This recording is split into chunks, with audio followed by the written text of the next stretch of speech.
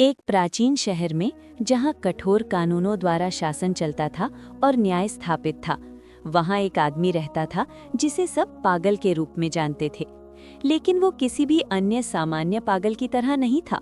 वो फटे हुए कपड़े पहनता था, बाजारों में घूमता रहता था, अपने आप से ही बातें करता था और अकारण हंसता था। लेकिन एक ही साथ वो सबसे जटिल रहस्यों का समाधान कर देता था और लोगों को ऐसे उपदेश देता था जो उनका जीवन बदल देते थे। लोग एक तरफ जहां उसका उपहास करते थे, वहीं दूसरी तरफ उसकी बुद्धिमत्ता देखकर मुग्ध भी होते थे। और एक दिन पूरे शहर में ये खबर फैल गई कि काजी साहब यानी न्यायाधीश एक ऐसी बड़ी मुसीबत में पड़ गए हैं जिसकी कोई मिसाल पहले कभी नहीं देखी गई थी। एक अमीर व्यापारी की तिजोरी चोरी के आरोप में 3 लोगों को गिरफ्तार किया गया है, लेकिन उनके बीच असली चोर कौन है ये साबित करने के लिए कोई सबूत नहीं है। सभी सबूत एक दूसरे के विपरीत थे और गवाहियां आपस में टकरा रही थीं। यहाँ तक कि काजी साहब खुद भी कोई फैसला नहीं ले पा रहे थे। ये खबर शासक यानी वाली के पास पहुंची। उन्होंने उन तीनों को अपने दरबार में हाजिर करने का निर्देश दिया और काजी साहब को ये समस्या उन्हें समझाने के लिए बुलाया। और जब सब दुविधा में पड़े थे, तब एक सैनिक चिल्लाकर बोल उठा, हम क्यों उस पागल के जरिए इस रहस्य को सुलझाने की कोशिश नहीं कर रहे हैं? वो तो सबसे जटिल पहेलियों का भी समाधान कर देता है। उपस्थित कुछ लोग हंस पड़े, लेकिन शासक ने थोड़ा सोचकर कहा, उसे ले आओ, देखते हैं वो क्या कर सकता है। और जब पागल को लाया गया, वो शासक, काजी और उन 3 चोरों के सामने खड़ा हो गया। वो अपनी दाढ़ी के साथ खेल रहा था और हंस रहा था, जैसे वो परिस्थिति की गंभीरता समझ ही नहीं पा रहा हो। शासक ने उससे पूछा, क्या तुम पता लगा सकते हो कि इन तीनों में असली चोर कौन है? पागल ने एक रहस्यमयी मुस्कान के साथ उत्तर दिया, बिल्कुल, लेकिन उनके साथ मेरा अपना एक खेल खेलने के लिए मुझे थोड़ा समय देना होगा। शासक ने तिरस्कारपूर्ण हंसी हंसते हुए कहा, ठीक है, तुम जो चाहते हो वही होगा, लेकिन ये मत सोचना कि मैं अपने मामले के समाधान के लिए तुम्हारे पागलपन पर निर्भर रहूंगा। पागल हंसा और उन तीनों की ओर अपनी स्थिर दृष्टि से देखने लगा, जैसे उसकी आत्मा उनकी आत्माओं को भेद रही हो। फिर उसने कहा, मैं सत्य को उजागर करूंगा, लेकिन अपने खुद के तरीके से। इस तरह पागल ने अपना रहस्यमयी खेल शुरू किया और सब गहरी प्रतीक्षा और विस्मय के साथ उसे देखने लगे। पागल उन तीनों के सामने खड़ा हो गया, एक एक करके उन सभी के चेहरों की ओर गहराई से देखा। उसके देखने का अंदाज अजीब था, जैसे वो कुछ ऐसा देख पा रहा हो जो दूसरे नहीं देख सकते। अचानक वो शासक की ओर मुड़ा और बोला, माननीय शासक, सीधे सवाल करके चोर को पहचानना संभव नहीं है, क्योंकि असली चोर झूठ बोलने की कोशिश करेगा और निर्दोष लोग शायद डर जाएंगे और वे भ्रमित प्रतीत होंगे। इसलिए मैं अपनी खुद की पद्धति का उपयोग करूंगा। शासक ने हंसकर कहा, वो भला कैसे? पागल ने सवाल को टाल दिया और उन तीनों के करीब जाकर जोर से बोला, ओ चोर, मुझे पता है तुम यहीं हो और मुझे पता है तुम अपनी असली पहचान छिपाए रखने में बहुत माहिर हो, लेकिन मैं तुम्हें इस तरह से अपनी पहचान जाहिर करने के लिए मजबूर कर दूंगा कि तुम्हें इसका एहसास भी नहीं होगा। फिर वो पहले आदमी के और करीब गया, उसकी आंखों में देखकर फुसफुसाते हुए बोला, तुम चोर नहीं हो, लेकिन तुम्हें पता है चोर कौन है ना? पहला आदमी घबरा गया और एक कदम पीछे हट गया, लेकिन उसने कुछ नहीं कहा। इसके बाद पागल दूसरे आदमी के पास गया और कुछ कहने से पहले उसे गहराई से घूरता रहा। तुम डर रहे हो, तुम क्यों डर रहे हो? निर्दोष व्यक्ति तो नहीं डरता, सही है ना? उपस्थित सभी लोगों का विस्मय और बढ़ गया और वे तीनों चोर तीव्र मानसिक दबाव महसूस करने लगे। फिर पागल तीसरे आदमी के सामने खड़ा हो गया और एक अजीब सी मुस्कान के साथ बोला, और तुम तो डरे हुए नहीं लग रहे हो, बल्कि तुम क्रोधित लग रहे हो। क्रोध आत्मरक्षा का लक्षण है और आत्मरक्षा अपराध का लक्षण है। तुम ही वो चोर हो, है ना?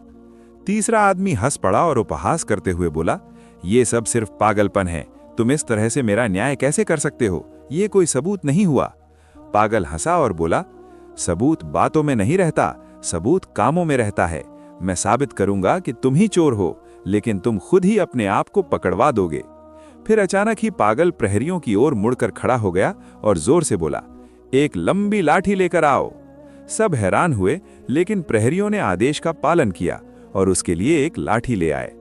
पागल ने उसे पकड़ा, फिर शासक की ओर देखकर बोला, माननीय शासक, मैं चोर से इस तरह से कबूलनामा करवाऊंगा कि उसे एहसास भी नहीं होगा। इसके बाद उसने लाठी को ऊंचा उठाया और जोर से चिल्लाकर बोला, इस जादुई लाठी की शक्ति से असली चोर जब इसे छुएगा तब उसका हाथ थोड़ा कांप उठेगा। सबने विस्मय से देखा और वे तीनों चोर उत्तेजना में एक दूसरे की ओर देखने लगे।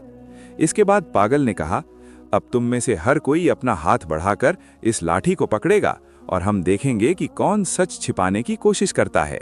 पहले व्यक्ति ने अपना हाथ बढ़ाया, इसके बाद दूसरे ने, लेकिन तीसरे आदमी ने अपना हाथ बढ़ाने से पहले थोड़ा संकोच किया। पागल ने उस पर ध्यान दिया और हंसकर बोला, तुमने बाकियों की तरह उसी आत्मविश्वास के साथ इसे नहीं पकड़ा, क्यों? क्या तुम्हें डर लग रहा है कि तुम पकड़े जाओगे? तीसरे आदमी का मानसिक दबाव और बढ़ गया और उसके माथे से पसीना टपकने लगा और किसी के बात करने से पहले ही पागल शासक की ओर घूमा और आत्मविश्वास के साथ बोला, माननीय शासक, ये रहा वो चोर, उसने खुद ही अपने आप को पकड़वा दिया है। सबने तीसरे आदमी की ओर देखा जिसका चेहरा पीला पड़ गया था। उस समय दरबार में उपस्थित सभी के बीच विस्मय की फुसफुसाहट शुरू हो गई। काजी साहब हैरान होकर खड़े रहे और समझ नहीं पाए कि इस पागल ने कैसे इतनी आसानी से मामले को सुलझा दिया। और शासक आखिरकार हंसे और बोले, उसका पागलपन अगर इतना ही बुद्धिमत्तापूर्ण है तो मैं चाहता हूं कि ऐसा पागलपन हम सभी को हो। पागल द्वारा असली चोर की ओर इशारा करने के बाद दरबार में सन्नाटा छा गया। सबके चेहरे विस्मय से भरे हुए थे और तीसरा आदमी पसीने से तरबतर अवस्था में खड़े होकर बड़ी बड़ी आंखों से पागल की ओर देख रहा था। शासक धीरे धीरे आगे आए और बोले, तुम्हें कैसे पता चला कि वो चोर है? ये लाठी तो जादुई नहीं है, है ना? पागल थोड़ा मुस्कुराया और बोला, बिल्कुल, ये जादुई नहीं है, बल्कि ये मन को धोखा देने का एक हथियार है। मैंने इतिहास की सबसे प्राचीन मनोवैज्ञानिक रणनीति का उपयोग किया है और वो है अपराधी को अनजाने में खुद को उजागर करने के लिए मजबूर करना। सब उत्सुकता से उसकी ओर देखते रहे और वो कहने लगा, जब मैंने कहा कि चोर का हाथ कांप उठेगा, तब केवल उस बात का प्रभाव ही एक अपराधी के मन में डर जगाने के लिए काफी था। चोर हमेशा ही अपनी पहचान उजागर हो जाने के डर में रहता है और इसी कारण वो छूने से पहले संकोच कर रहा था। अन्य दो ने आत्मविश्वास के साथ ही लाठी पकड़ी थी क्योंकि वे निर्दोष हैं। उसकी एक पल की दुविधा ही उसे पकड़वाने के लिए काफी थी। काजी साहब विस्मय से फूट पड़े और बोले, क्या आश्चर्य है, तुम बिना किसी ठोस सबूत के उसे अपने मनोवैज्ञानिक जाल में फंसाने में सक्षम हो गए। उधर चोर चिल्लाने लगा और खुद को निर्दोष साबित करने की कोशिश करने लगा, लेकिन वो अपने अंदर अच्छी तरह से जानता था कि वो पकड़ा गया है। कुछ पल बीतने से पहले ही वो सबके सामने टूट गया और अपना अपराध स्वीकार कर लिया। वो बुदबुदाते हुए कहने लगा, उसने मुझे धोखा दिया है, मुझे मजबूर किया कि मैं खुद ही अपने आप को पकड़वा दूं। शासक ने धीरे धीरे ताली बजाई, फिर बोले, मैंने अपने जीवन में किसी को इतनी आसानी से और इतनी चतुराई के साथ किसी मामले का समाधान करते नहीं देखा।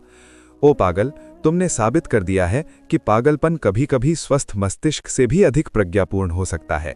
लेकिन पागल खुश नहीं लगा, बल्कि उसने एक रहस्यमयी मुस्कान के साथ कहा, ज्ञान के लिए मुकुट या महल की कोई आवश्यकता नहीं है।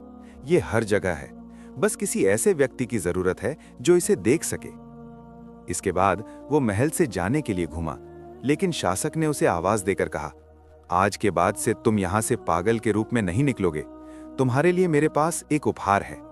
पागल रुक गया और हंसते हुए घूमा। वो सोच रहा था कि उसके लिए क्या इंतजार कर रहा है। सब बेसब्री से इंतजार कर रहे थे कि शासक क्या कहेंगे। शासक दृढ़ कदमों से पागल की ओर आगे बढ़े और कुछ कहने से पहले प्रशंसा की दृष्टि से उसकी ओर देखा। तुमने साबित कर दिया है कि तुम सिर्फ एक पागल नहीं हो, बल्कि तुम कई स्वस्थ और बुद्धिमान लोगों से भी अधिक ज्ञानी हो। इसलिए मैं तुम्हें और बिना किसी मूल्यांकन के सड़कों पर घूमने नहीं दूंगा। आज से तुम जटिल मामलों को सुलझाने के लिए मेरे सलाहकार के रूप में नियुक्त होगे। एक पल के लिए वहां सन्नाटा छा गया और फिर काजी, प्रहरी और उपस्थित आम लोग विस्मय से हतप्रभ रह गए। कैसे वो आदमी जिसे पागल माना जाता था वो शासक का सलाहकार हो सकता है? लेकिन पागल केवल हंस पड़ा और बोला, हे मान्यवर, मैं महल के लिए उपयुक्त नहीं हूं और ये सभी उपाधियां भी मुझ पर जचती नहीं है। मैं आम लोगों के बीच जीवित रहता हूं और अपने तरीके से उनकी मदद करता हूं। शासक ने जिद पकड़कर कहा, लेकिन हमें तुम्हारी बुद्धि की आवश्यकता है। न्यायाधीश जहां इस मामले को सुलझाने में विफल रहे हैं, वहां तुमने बस कुछ ही मिनटों में सच बाहर निकाल लिया है। पागल हंसा और ज्ञान के साथ बोला, मैं किसी पद या सत्ता की खोज नहीं करता। ज्ञान पानी की तरह है, इसे यदि एक बर्तन में कैद करके रखा जाए तो वो सड़ जाता है। मैं चाहता हूं कि मेरी स्वतंत्रता नदी की तरह बहती रहे। जिसे मेरी आवश्यकता होगी मैं उसकी मदद करूंगा, फिर मैं चला जाऊंगा। महल में सन्नाटा छा गया और शासक हंसने के अलावा और कुछ नहीं कर सके।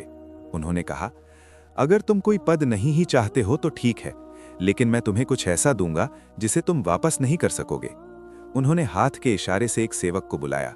वो तुरंत ही एक थैली स्वर्ण मुद्राएं ले आया और पागल के सामने पेश कर दिया। पागल ने थोड़ा मुस्कुरा कर कहा, क्या आप सोचते हैं कि मैं मुट्ठी भर सोने के बदले अपना ये पागलपन बेच दूंगा? इसके बाद वो काजी साहब की ओर मुड़ा और बोला, हे मान्यवर काजी साहब, यदि आप सच्चा न्याय चाहते हैं तो केवल सबूत तौलने वाले तराजू से नहीं, बल्कि खुली आंखों से सत्य की खोज कीजिएगा। फिर वो घूमा और आत्मविश्वासी कदमों से महल के दरवाजे की ओर चलने लगा। इस समय उपस्थित सभी की आंखें विस्मय और श्रद्धा से उसका अनुसरण कर रही थीं। बाहर निकलने से पहले वो एक पल के लिए रुका और शासक की ओर पलटकर देखकर बोला, यदि कभी खुद को रहस्य को सुलझाने में अक्षम महसूस करें तो मुझे ढूंढना आम लोगों के बीच, बाजार की भीड़ में, जिन्हें लोग पागल समझते हैं। इसके बाद वो बाहर निकल गया, पीछे छोड़ गया हतप्रभ रहा एक दरबार और एक ऐसा शहर जो चर्चा कर रहा था उस पागल इंसान के बारे में जिसने अपने ज्ञान से स्वयं शासक को मुग्ध कर दिया था।